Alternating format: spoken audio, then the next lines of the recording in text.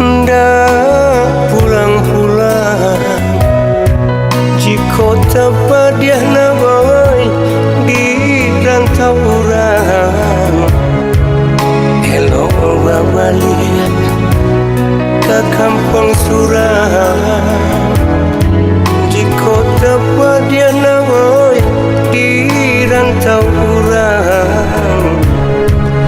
Elok balik ke kampung surang.